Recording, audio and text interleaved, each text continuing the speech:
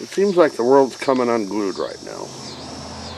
If you do a search here on YouTube for prepper, generally you're going to get one of a couple guys who's going to come up in your feed, and they are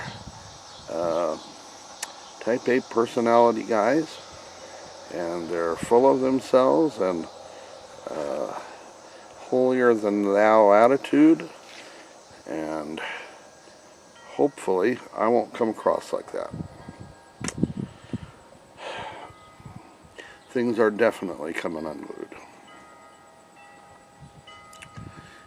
In South Africa and France, there are huge riots right now, demonstrations, and I don't have regular TV, but I just about guarantee you the mass media in the U.S. is not telling you very much about it. There might be a 10-second soundbite. We have had shortages last year of certain items, and we're looking to have a lot more shortages coming in the near future. If you live in the U.S., your government has borrowed over $28 trillion. I didn't look it up this afternoon, and I was going to, but it's something like $237,000 in your name. That's taking the 28 trillion divided by the number of U.S. taxpayers. They borrowed this money on a promise, and people just can't seem to get their heads wrapped around that. The promise is that they will take that money from you in the future. $237,000. Get out your checkbook. If they don't do it in outright taxes, it's going to be an inflation. And inflation is just a stealth tax, and inflation is already taking off. The numbers out, I think today it went down a little, but last month it was at 5.6% or something like that annual, and I'm going to guarantee, I'm going to make a prediction here, that's rare for me, but within 2 years you're going to see the word double-digit inflation, I guess that's 3 words, on your TV. Okay, so what do you do about it? You're probably, if you're not willing to take a certain medical procedure that's being pushed right now, you're subject to more and more sanctions. More and more businesses are going to be shut down, and more people are going to go bankrupt. This eviction moratorium, foreclosure moratorium thing just expired, and I'm guessing they'll extend it, but eventually the piper's going to have to be paid. Which means very soon millions upon millions of Americans are going to be homeless. It's windy out here. I've got the camera on a cardboard box and it's moving around. Sorry. Millions of landlords are going to go bankrupt. They're going to go out of business. They're going to lose their property. And even if you do pay your rent, maybe somebody else that the landlord is renting to didn't, the landlord loses the property, and your landlord will now be a big bank, guaranteed.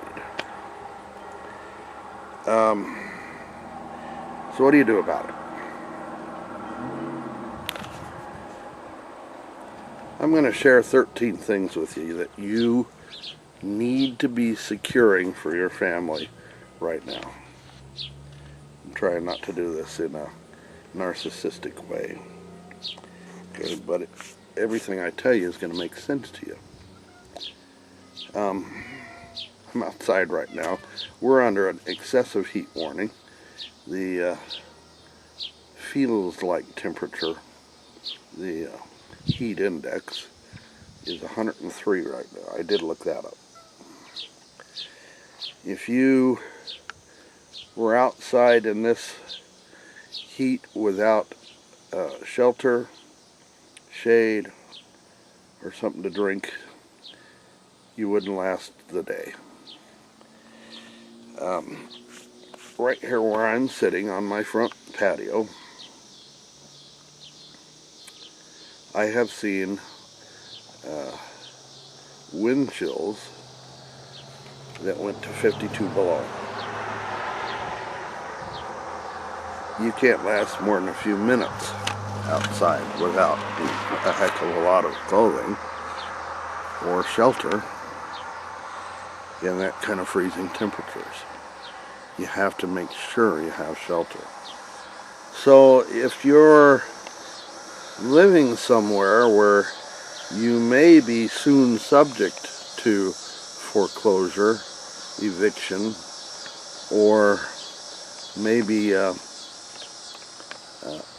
big bank taking over the property and deciding to throw everybody out to do something,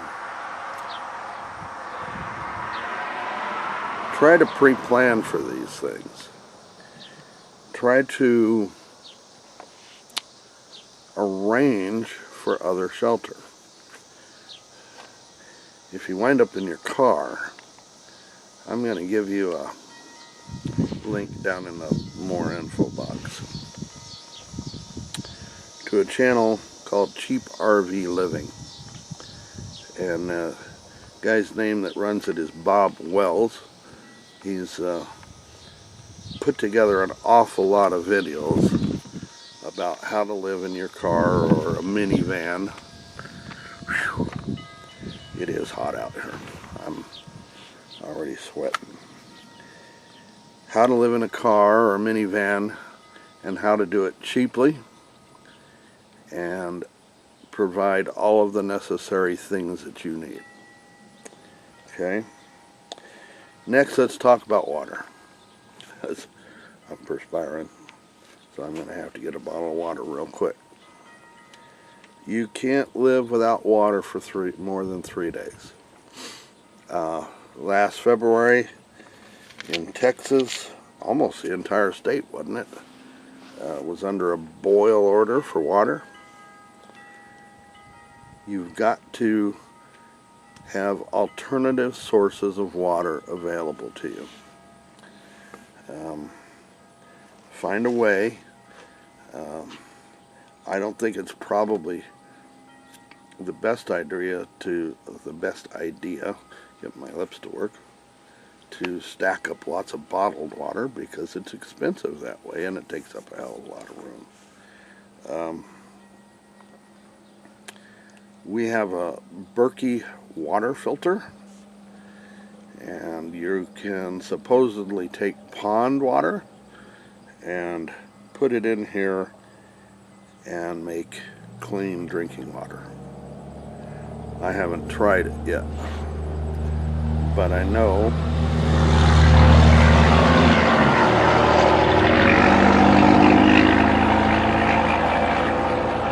diesel pickups seem to be pretty popular around here in Iowa. I know that it makes the tap water excellent. Tastes better than bottled water. So you might consider investing in one of those. It's, I think they're $250, $300, but well worth it.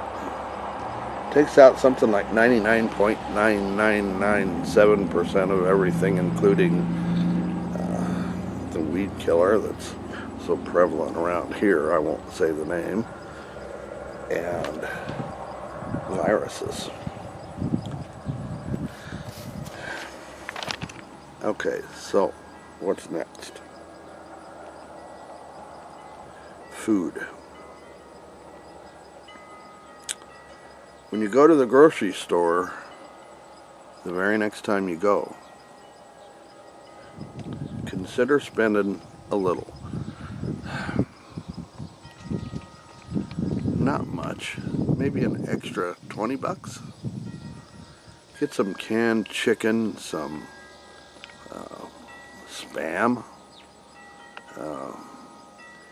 anything you can that you can store without refrigeration, because, I mean, let's look at Texas last February. They lost power.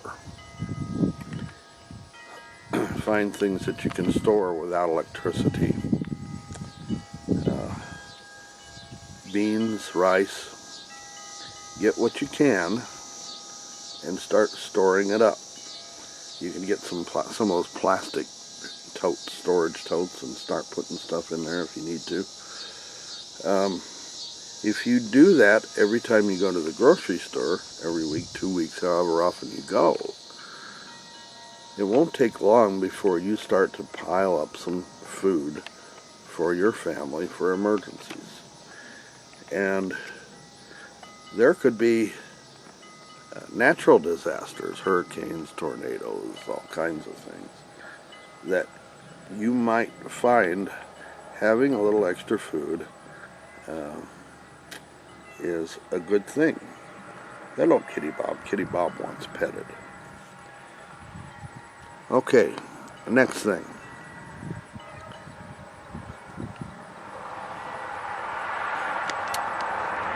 Security. Crime is on the rise. Last weekend there were 73 shootings in Chicago. 73 people got shot, 11 of them died. And crime is rising incredibly. You need to be able to protect your family and what you have. That's the bottom line. And I'm not going to advocate whether you have, a knife or an AR. That's your choice.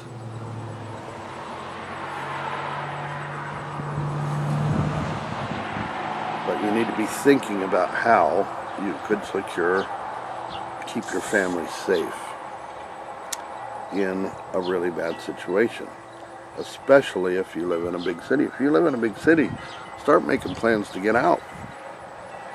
Find a small town somewhere, sell what you have, sell a lot of your stuff if you have to, but go to a small town in the middle of nowhere where it's less likely that you're going to be swept up in riots and looting and loss of your job because of that stuff, and maybe the loss of one of your family members' life. Maybe that goes back to shelter. All right, next.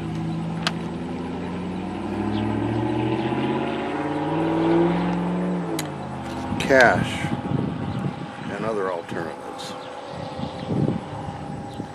So, in the 1930s, there were bank runs, and people were locked out. Or, I've actually been in situations when there was a power outage and couldn't use a debit card. Okay? Stores were open, but they were only taking cash. Try to keep some cash on hand. Be aware that anything you have in the bank is forfeit to loss. If the bank can take it from you without any repercussions whatsoever. There are a lot of people out there who are advocating that people have some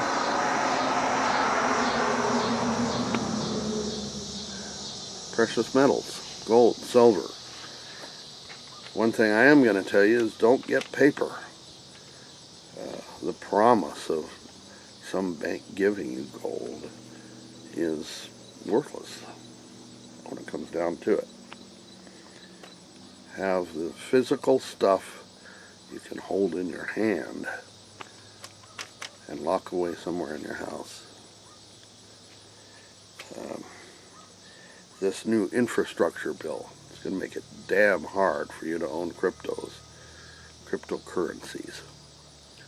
But you might consider some of that. There are other ways to store value that you might not be thinking of. I've been stocking up on these. Okay, they're the airline size. Neither my wife or I drink, not because we're recovering or anything like that. We just don't bother. Every time we go into, there are 2 or 3 stores, I pick up one of these different brands. I'm not advocating this particular brand or anything. But for 99 cents, which is what this cost me, it's an investment. Because in the future, there are people out there that will be willing to give you a lot in trade for that. Okay? I just ordered a case of these online, and I'll order more. And you know what brand that is. Okay? These are going to become very valuable in the future. Trust me, mark my words. We're home freeze-drying a lot of food. It's a lot of work, but I know that in the future, we're going to have, 6 or 8 months worth of food stored up that we can eat anytime we need to in case of an emergency. And all we have to do is add some water. Okay, next. Cooking.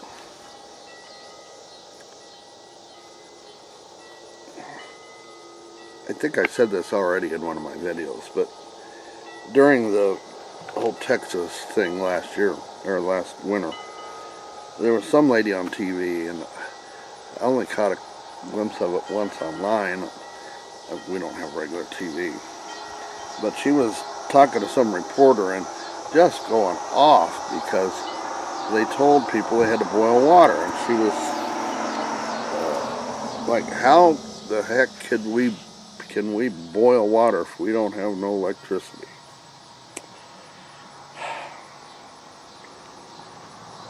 Figure out ways to cook food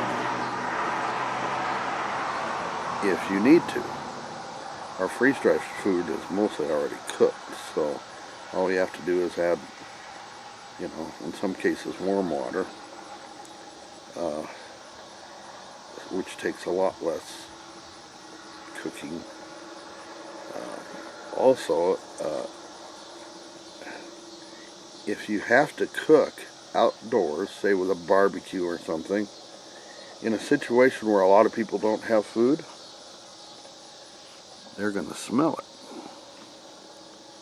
It's like putting a great big sign over the top of your roof of your house that says, come and get your food. Alright, electricity.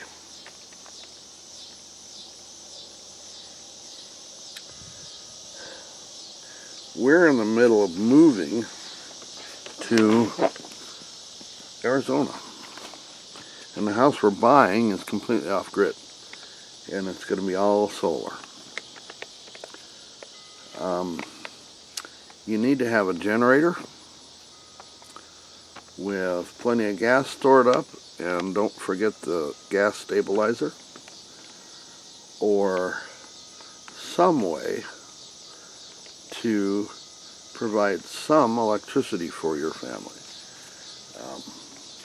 It may not be much, Hey, if you can run an LED light bulb in the evenings, you're way ahead of the game, because living by candlelight's no fun. Okay, pets. Do you have pets? If you don't, you skip through this section. But I've been freeze drying regular canned dog food. And I got to put another load in probably tomorrow. I've got some shredded mozzarella cheese in the machine right now.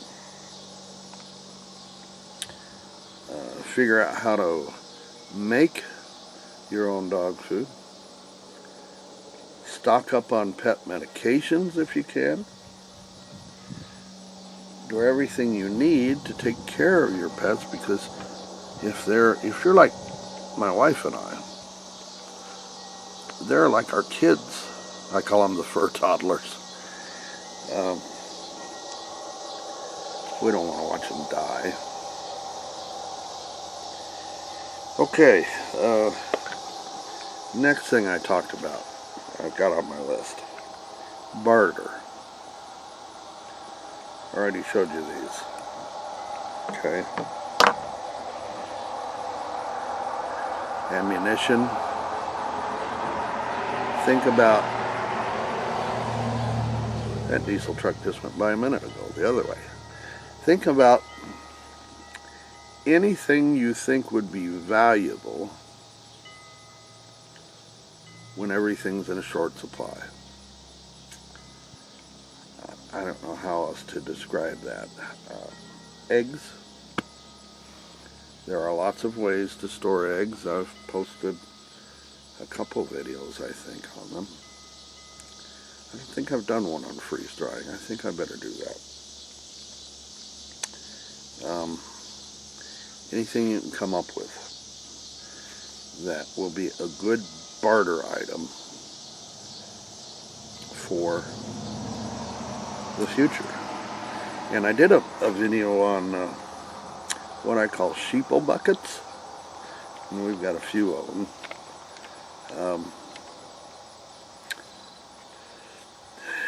Those are a barter item as well. Someone may come to your door, their family's hungry. You don't have to give them your stuff. You may be willing to trade for some of their labors. There's always going to be things you need to do around the place. Okay, next, an escape plan. Especially if you live in those big cities and haven't gotten out. Figure out how to get out quickly. I was a firefighter for a lot of years. I fought forest fires. And we had a forest fire flare up where we lived. And it burned 12,000 acres. It burned 2,000 acres the first afternoon. The entire community, it's a tourist town, there were 15,000 people in town at the time, was evacuated in an hour and a half. My poor wife, she was back at the house, running around, trying to get everything into the car, dealing with, the neighbor had gone off and left 3 little children alone. And she was waiting and waiting for the mother to come back so the mother could get the kids out. 100-foot high flames cresting up over the top of the mountain. We lived in the mountains. The funniest thing, when it was all said and done and the fire was out or had gone away from town and they allowed people to come back in,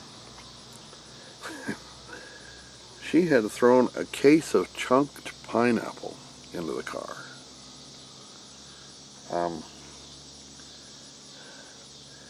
Because you're in panic mode at that point, and it's hard to think straight. We eventually ate the pineapple, but you should make a plan ahead of time and figure out what to have in case you have to evacuate quickly. And a lot of people talk about bug out bags. Well, in most cases, 99.9% of the time, if you have to bug out in the future, because I really don't think we're looking at, you're going to wake up tomorrow and it's going to be Mad Max. But there may be situations where you have to leave quickly. What can you haul in your vehicle? That gives you a lot more options than a backpack, for damn sure. Try to prepare what you need to survive in that vehicle for at least a couple weeks. That's what you need for bugging out. Otherwise, do every damn thing you possibly can to bug in, because this is where you live. That's where your supplies are. That's where you've built ways to get water. That's where your security is set up. Try very hard to stay bugged in. Okay, next on my list. Seeds. I just posted a video on freeze-drying garden seeds. They were in real short supply last summer, and they're actually in pretty short supply this summer, because an awful lot of people are gardening. They've been forced to be at home and didn't have anything else to do. The cost of groceries is going sky high, and an awful lot of people are augmenting their budget by trying to grow whatever they can on their own. So while you can now, get garden seeds. Try to figure out how to store them for, a longer period of time. And learn how to grow stuff. It's not that hard, but there's a lot of knowledge. There's a learning curve. Okay, last thing on my list. Hygiene items. Look, if you haven't had a shower for a week, and I'm probably going to go ahead and have one now. I've been sitting out here perspiring like crazy. It's awful. You need to be able to brush your teeth and all that stuff. If you're a female, there are certain items you need to have for hygiene. Make sure, toilet paper, right? Make sure you've got as much as you can afford of that stuff. And medical supplies, over-the-counter stuff that you can survive for a while without outside help. Hell, we've got a surgical stapler even, because I don't think either one of us could suture a wound, but we can sure staple one back together, and that'll get you through a few days at least until you can find a medical professional. These are all the basics, folks. These are things that, if you've had any thought at all about being prepared, you should have already thought of. But a lot of people haven't thought about it, and maybe should sit down with your significant other, maybe, or someone else, and have some discussion about, hey, what if? Anyhow, we'll get through this.